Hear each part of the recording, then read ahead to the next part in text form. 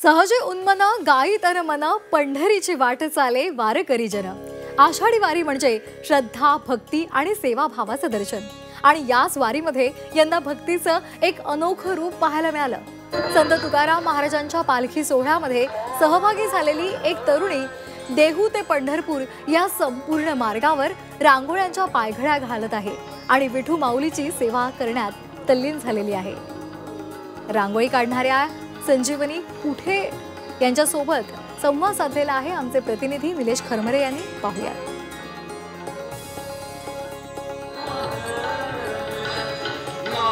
रामकृष्ण हरी मंडळी, खरं तर वारीमधल्या भक्तीचे अनेक रंग आपण या ठिकाणी पाहिले। मात्र अशी एक तरुणी आहे जी देहूपासून पंढरपूरपर्यंत आपल्या भक्तीने रांगोळी काढत चाललेली आहे।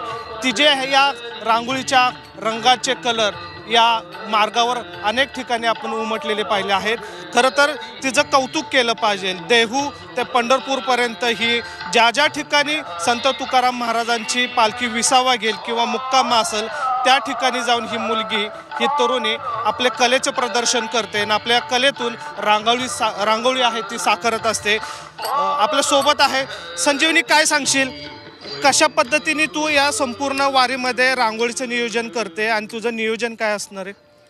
मी देहू ते पंढरपूर रांगोळी सेवा करते।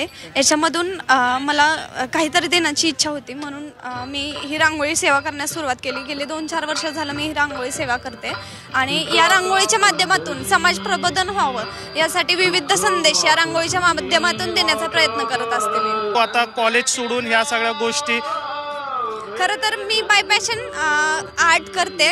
मी फार्मासिस्ट आहे एक, आणि मला कलेची आवड आहे आणि कला जपता यावी यासाठी मी हे सगळं करते। व्हिडिओ जर्नलिस्ट सागर पाटील सह निलेश खरमरे, जी मीडिया, इंदापूर।